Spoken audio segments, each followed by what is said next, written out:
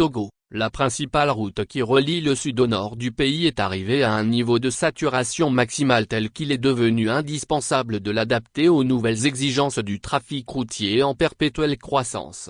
Annoncé dans les tuyaux depuis 2005, le projet de dédoublement de la nationale N-1 reste à l'étape de la conception. Pendant ce temps, les accidents tragiques dus principalement à l'étroitesse de la route se multiplient. La dernière en date à la veille de la rentrée a encore suscité beaucoup d'émoi et de questions. L'information a commencé à circuler au petit matin du 16 septembre 2024. Elle a été rapidement confirmée par des images effroyables. La nationale N-1 connaît un nouvel accident dramatique. Un bus de la société Solim en route vers Lomé transportant près d'une quarantaine de personnes est entré en collision avec une semi-remorque. 15 morts en l'espace de 3 mois. Aux dernières nouvelles, cet accident particulièrement violent a fait 6 morts et plus de vingtaine de personnes sont grièvement blessées, dont 2 envoyés en soins intensifs. Le minibus de la société de transport Solim avait été affrété pour le transport des passagers pendant la période chargée de la rentrée scolaire. L'absence de triangle de pré-signalisation sur la semi-remorque, qui d'ailleurs obstruait partiellement la route, a été identifiée comme un facteur clé du tragique accident, explique le confrère en ligne Togo Plus. Cet accident rappelle celui qui s'est produit sur la même route il y a quelques semaines. En effet, le 14 juin 2024, 2 véhicules, un camion de transport de marchandises et une camionnette de type minibus de 15 places avec 22 passagers à son bord, sont entrés en collision à l'entrée sud de la ville d'Atakpamé. Le bilan était encore plus lourd. 9 morts dont 4 sur les lieux et 5 après leur évacuation au CHR d'Atakpamé, 14 blessés dont 11 dans un état grave, parmi lesquels 3 mineurs ont été recensés. En l'espace de 3 mois, rien que sur la nationale 1, on déplore au minimum 15 morts. Chaque année, cette route est devenue une hécatombe. Des dizaines de Togolais y laissent dans des conditions révoltantes leur vie. Et à chaque fois, l'étroitesse de la voie est pointée du doigt. À quand le dédoublement de cette route? Et pour cause. Sur cette route bidirectionnelle, ne comble plus les besoins des usagers. Les spécialistes sont unanimes. Hors agglomération, les routes à double sens de circulation possèdent un taux important d'accidents mortels. Les conducteurs doivent se montrer vigilants et adopter un comportement sûr afin d'assurer leur sécurité et celle des autres usagers de la route.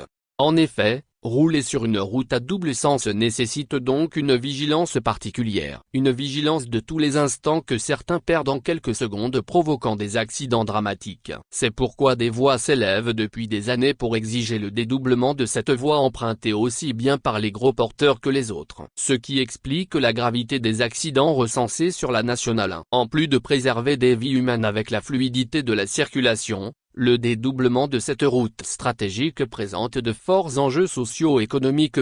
Il contribuera sans nul doute à un renforcement de la dynamisation de l'économie nationale à travers notamment l'essor touristique des régions du Nord et la circulation des biens. Ainsi, le dédoublement de cette route va dans l'intérêt des populations et des opérateurs économiques, qui ont besoin plus que jamais d'un réseau routier moderne, performant et répondant aux besoins en constante évolution, vu la position géographique privilégiée de la nationale N-1.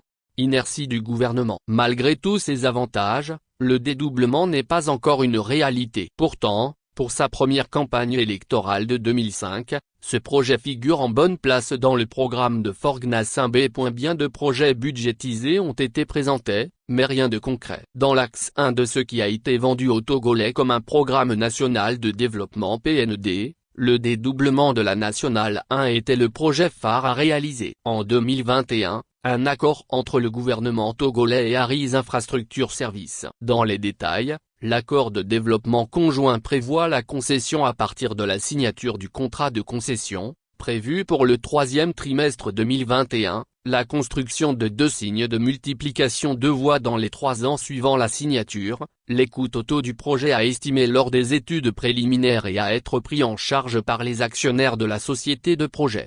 Cette signature est une étape cruciale dans la construction de cette route. Le Togo est engagé dans un processus de développement intensif des infrastructures et nous nous félicitons pour ce partenariat public-privé qui profite au peuple togolais, avait déclaré après la signature de l'accord Sani Yaya, actuel ministre des Travaux publics à l'époque en charge de l'économie et des finances. 3 ans après, rien. Et pourtant, Des dizaines d'usagers perdent la vie chaque année sur cette voie. L'inertie du gouvernement sur ce projet de dédoublement est symbolique, illustrant la procrastination coupable des tenants du régime sur les problèmes des Togolais qui se conjuguent au présent. C'est le credo du régime de Faure Gnassingbé qui renvoie toujours au calende grec la résolution des problèmes des Togolais. C'est le meilleur moyen de perdurer au pouvoir quand on manque de vision. Face aux douleurs de la population, le régime de Faure Gnassingbé continue de tergiverser, confirmant sa ménopause. La seule unique priorité est la conservation vaille que vaille du pouvoir. L'argent faramineux jeté pour changer de manière ubuesque la constitution visant à s'accrocher aurait pu servir à réaliser quelques travaux dans le cadre du projet de dédoublement. En attendant que le gouvernement se décide un jour à concrétiser le projet de dédoublement, les usagers sont appelés à faire preuve de prudence et de vigilance en évitant surtout des comportements dangereux, notamment l'excès de vitesse sur la nationale.